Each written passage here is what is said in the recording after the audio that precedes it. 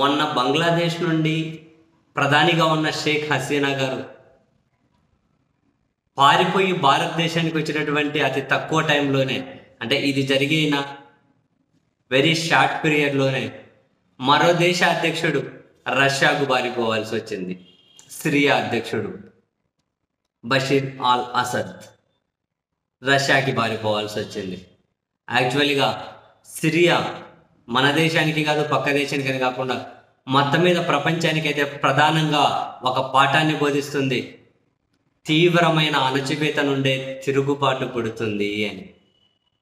తీవ్రమైన అణచివేత నుండి తిరుగుబాటు పుడుతుంది. ప్రధానంగా సిరియాలో మనం 2 పాయింట్ల నుండి చర్చ మొదలెట్టుకోవాల్సి ఉంటుంది. ఖచ్చితంగా ప్రతి ఒక్కరూ కూడా వాటిని గుర్తుపెట్టుకోవాల్సి ఉంటుంది. అటువంటివి ముదిరితే ఎలాంటి పరిస్థితి వస్తుందో సిరియానే ఒక పర్ఫెక్ట్ ఎగ్జాంపుల్. ఒకటి, తీవ్ర అణచివేత. ఎక్కడైనా తీవ్ర అణచివేత నుండి తిరుగుబాటు పుట్టింది. తిరుగుబాటు నుండి అధ్యక్షుడు రష్యాకు పారిపోవాల్సి వచ్చింది. సెకండ్, ఏమంటారు, ఎప్పుడైతే సిరియాలో ఒక అంతర్యుద్ధం మొదలైందో, ఆందోళన మొదలయ్యాయో, ఆందోళనకు వేరే దేశాలని, పక్కనున్న దూరం ఉన్న దగ్గరున్న దేశాలన్నీ కూడా ఒక్కొక్కరికి మద్దతు ఇచ్చుకుంటూ వచ్చారు. ఒకరి సైనిక మద్దతు, ఒకరి ఆర్థిక మద్దతు, మరొకరు ఇంకొక మద్దతు. ఆయుధాలు అందించిన వాళ్ళు రకరకాలుగా సిరియాలో మంటలు పెట్టారు. అక్కడ ప్రభుత్వానికి ప్రభుత్వ వ్యతిరేక ఆందోళనలు మొదలవగానే ప్రభుత్వ వ్యతిరేక ఆందోళనలకేమో వేరే వేరే దేశాల వాళ్ళు, ఈవెన్ కొందరు పాశ్చాత్య దేశాలు, ఇక్కడే ఉన్న అరబ్ దేశాలు వాళ్ళు మద్దతు ఇవ్వడం ఒకటి. ఇటు ప్రభుత్వానికి మద్దతు ఇచ్చే దేశాలు వీళ్ళందరూ చేసింది ఏందయ్యా అంటే వాళ్లకు వేరే దేశాల మీద ఉన్నటువంటి వ్యతిరేకత ఏదైతే ఉందో, వేరే దేశాల మీద వీళ్ళకు ఉన్నటువంటి కోపాన్ని తీర్చుకోవడం కోసం సిరియాను ఒక వేదిక చేసుకున్నారు. సిరియా అన్ని దేశాల యుద్ధ కార్యాన్ని నెరవేర్చుకునేకి వేదిక అయింది. భ్రష్టు అడిపోయింది. 2011 వరకు అక్కడ ఏం లేకుండా ఉండే. ఎప్పుడైతే అరబ్ విప్లవం, అది ట్యునీషియాలో ఒక మహిళా పోలీస్ ఒక కూరగాయల వ్యాపారిని అందరి ముందు చెప్పుతో కొట్టింది ట్యునీషియాలో అన్న దగ్గర, ఆ వ్యాపారి ఆత్మహత్య చేసుకొని చనిపోవడం దగ్గర మొదలైనటువంటి అరబ్ విప్లవం చుట్టుపక్కల అన్ని దేశాలకు వ్యాపించేసింది. అప్పటి వరకు ప్రజాస్వామ్య దేశంగా లౌకిక మాటలు వినిపించినటువంటి సిరియాలో అక్కడ కూడా ఆందోళనలు తీవ్రమయ్యాయి.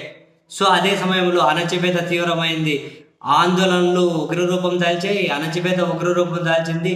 చివరికి ఇంకా వేరే వేరే దేశాలకు వేరే వేరే కారణాల చేత సిరియా కార్యక్షేత్రమైంది. సిరియా వాళ్ళకు ఒక యుద్ధ క్షేత్రమైంది. ఇప్పుడు రష్యాకి ఏం కావాలి? సిరియాలో వాళ్ళ ఉనికి, వాళ్ళ ప్రయోజనాలు కాపాడుకోవాలి అని చెప్పి వాళ్ళు అక్కడ ఉన్న ప్రభుత్వానికి మద్దతు ఇచ్చుకుంటూ వచ్చారు. సో ఆ సిరియా ఎక్కడ పూర్తిగా రష్యా ఆధీనంలోకి వెళ్ళిపోతుంది అని చెప్పి అక్కడ బై డిఫాల్ట్గా రష్యా ఇటువైపు నిలబడితే అమెరికా అటువైపు నిలబడుతుంది కదా. సో అమెరికా ఇటువైపు నిలబడింది, ప్రభుత్వ వ్యతిరేక ఆందోళనల వైపు అమెరికా నిలబడింది. వాళ్ళకు ఆర్థిక మద్దతు, ఆయుధాల మద్దతు, సైనిక మద్దతు. వాళ్ళ తరఫున అమెరికా కూడా సిరియాలో దాడులు చేశారు, వైమానిక దాడులు చేశారు, రకరకాల దాడులు. ఇటు ప్రభుత్వానికి మద్దతుగా రష్యా.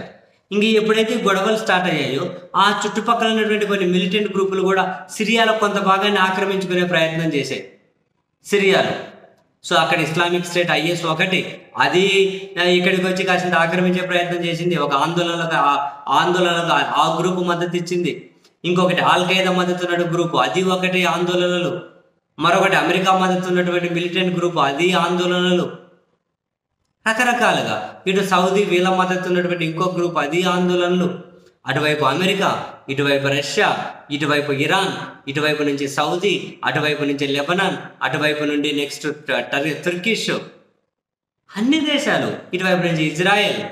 అన్ని దేశాలకు అది కార్యక్షేత్రం. అన్ని దేశాలకు యాక్చువల్గా మొదట సిరియాలో భావ ప్రకటన, ప్రజాస్వామ్యం, స్వేచ్ఛ దగ్గర మొదలైంది. ఈ అరబ్ విప్లవం ఎప్పుడైతే స్టార్ట్ అయిందో అప్పుడు స్వేచ్ఛ కోసం, ప్రజాస్వామ్యం కోసం కొన్ని పోస్టర్లు వేయడం మొదలయ్యాయి సిరియాలో. దాన్ని కూడా అప్పుడు ఆ ప్రభుత్వం తట్టుకోలేకపోయింది.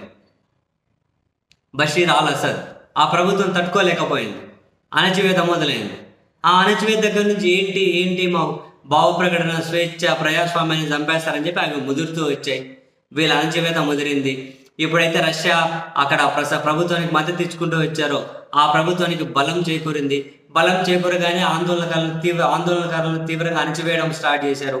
ఈ ఆందోళనకారులకు అక్కడి నుంచి అమెరికా మద్దతు ఇవ్వడం మొదలైంది. ఇటువైపు నుంచి ఇరాన్ ఏమో ప్రభుత్వానికి మద్దతు ఇచ్చారు. ఇరాన్కి ఏమొచ్చింది ఇక్కడ అంటే, ఇప్పుడు అటువైపు లెబనాన్లో హిజ్బుల్లాకు వాళ్ళు భారీగా సాయం చేస్తారు. ఎందుకంటే అది మళ్ళీ షియా వాళ్ళు కాబట్టి. ఇరాన్ షియా పాలిత కంట్రీ, అక్కడ హిజ్బుల్లా షియా గ్రూపు. అందుకని చెప్పి లెబనాన్లో వాళ్ళకి ఆర్థిక సాయం చేయాలన్నా, ఆయుధాల సాయం చేయాలన్నా అది వయా సిరియా మీదనే వెళ్ళాలి. సో సిరియా మీద వెళ్ళి వాళ్ళకి ఆ సాయం అందాలి అంటే అక్కడి ప్రభుత్వానికి ఇరాన్ మద్దతు ఇస్తూ వచ్చింది. ఇప్పుడు సౌదీ అరేబియాకి వాళ్ళ బాధ ఏంటి? అది సున్నీ పాలిత దేశం. అందుకని చెప్పి వాళ్ళు ఏంటి, సిరియాలో ఇరాన్ ఆధిపత్యాన్ని తగ్గించాలి, షియా పాలిత ప్రభుత్వ ఆధిపత్యాన్ని తగ్గించాలి అని చెప్పి సౌదీ అరేబియా ఏం చేసింది, అక్కడ ప్రభుత్వ వ్యతిరేక గ్రూపులకు ఆర్థిక సాయం చేయడం మొదలెట్టారు. ఇక్కడ హిజ్బుల్లా ఏంటి, ఇరాన్ ప్రేరేపిత గ్రూప్ కాబట్టి వాళ్ళు ఇక్కడ సిరియాలో ప్రభుత్వానికి మద్దతుగా వాళ్ళు రంగంలోకి దిగారు. ఇక్కడ ఇజ్రాయెల్ ఎందుకు వచ్చింది, ఇక్కడ హిజ్బుల్లా కనుక అత్యాధునిక ఆయుధాలు అందితే మాకు కష్టం అవుతుంది, అందుకని చెప్పి వాళ్ళు ఇరాను హిజ్బుల్లాను సిరియాలోనే అడ్డుకోవాలని చెప్పి అట్లా ఇజ్రాయెల్ వచ్చింది.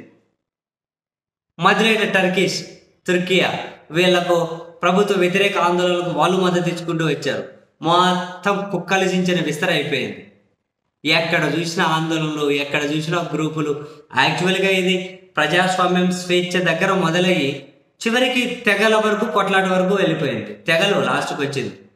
అక్కడ అధికారంలో ఉన్నటువంటి బషీర్ అల్ అసద్ ఏమో అలావైట్ కమ్యూనిటీకి చెందిన వ్యక్తి, అలావైట్.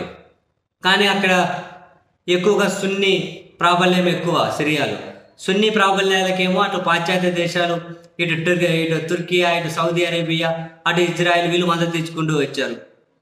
అక్కడేమో అలావైట్ కమ్యూనిటీ, అక్కడ ప్రభుత్వం అసద్కి, వాళ్ళకేమో రష్యా, ఇరాన్, హిజ్బుల్లా వీళ్ళు మద్దతు ఇచ్చుకుంటూ వచ్చారు.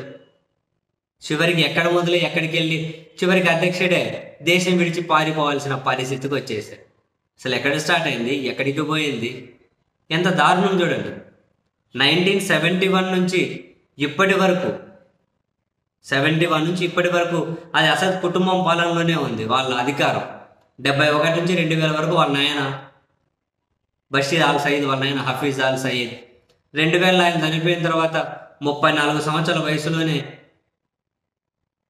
ఇప్పుడు అధ్యక్షుడు రష్యాకి పారిపోయిన అధ్యక్షుడు అధికారాన్ని చేపట్టారు. మామూలుగా ఇక్కడ సిరియాలో అధికారాన్ని చేపట్టాలంటే 40 సంవత్సరాల వయసు ఉండాలి. కానీ ఇప్పుడు ఈ బషీర్ అల్ అసద్ తనకు అధికారాన్ని పీఠాన్ని అధిష్ఠించేట్లా సహకరించడం కోసం 40 ఏళ్ళు ఉన్నదాన్ని 34 ఏళ్ళు కుదించి ఈయన పీఠం మీద కూర్చోబెట్టారు. 2011 వరకు బాగానే అనిపించింది. ఇంకా ఆ తర్వాత అందరి యుద్ధం మొదలై కుక్కలించిన ఇస్తే ఇక్కడి వరకు వచ్చింది. సో ఎప్పుడైనా తీవ్ర అణచివేత అసలు ఏమాత్రం మంచిది కాదు, అది తిరుగుబాటే. అంటే ఆ తిరుగుబాటు స్టార్ట్ అయితే ఇంకా పక్కన వాళ్ళు ఏలు పెడతారు, కాలు పెడతారు, గెలుపుతారు, చింపిరి చేసేస్తారు. ఇంతవరకు ఏ దేశం రాకూడదు. నిజంగానే సిరియా మీద జాలి చూపించాలేమో పాపం. చూడండి, ఒక్కొక్కటి ఒక కారణం. అన్ని దేశాలుగా సిరియా యుద్ధ వేదిక అయిపోయింది. అన్ని దేశాలకు, ఒక పక్క ఆందోళనకారులకు, మిలిటెంట్ గ్రూపులకు, చివరికి ఏమైంది పాపం. చూద్దాం, ఇప్పటి నుంచే నా దేశం బాగుండాలి అని. బాగుండనియ్యారు, అదొకటి బాగుండనియ్యారు. ఎవడో అవసరాలు నెరవేర్చుకోవడం కోసం ఇక్కడ జొరబడతారు, ఇక్కడ ఏలు పెడతారు. అదేందో చాలామంది ఫస్ట్ అమెరికాతో మంచిగానే ఉన్నట్టుంటారు, తర్వాత అమెరికా వాళ్ళతో మంచిగా ఉన్నట్టుంటుంది, వాళ్ళ ప్రయోజనాలు నెరవేరలేదు అంటే వాళ్ళు దాడి చేస్తూ ఉంటారు. ఇప్పుడు ఇక్కడ అధికారంలో ఉన్న అసద్ అల్ బషీర్ ఉండే కదా, బషీర్ అల్ అసద్, వాళ్ళ నాయన అమెరికాకు బాగానే ఉండే, రష్యాతో బాగానే ఉండే, అమెరికాతో బాగానే ఉండే. గల్ఫ్ యుద్ధంలో కూడా అమెరికా సంకీర్ణ సేనలకి వీళ్ళ నాయన మద్దతు ఇచ్చారు. ఆ తర్వాత ఎప్పుడైతే అమెరికా ఇరాక్ మీద దాడి చేసిందో ఆ దాడిని వీళ్ళు వ్యతిరేకించారు. ఎందుకంటే వాళ్ళు అయిపోతే నెక్స్ట్ ఆప్షన్ మన దగ్గరికి వస్తారేమో అని. సో అట్లా వ్యతిరేకించిన దగ్గర నుంచి అమెరికాకు కోపం వచ్చింది. రకరకాలు మొత్తం మీద ఏడైనా చూడు, అమెరికా ఏలు పెట్టాలి, కాలు పెట్టాలి, గెలకాలి, ప్రశ్న పెట్టించాలి. ఇంకా అట్లా ఉంది చూడండి పరిస్థితి.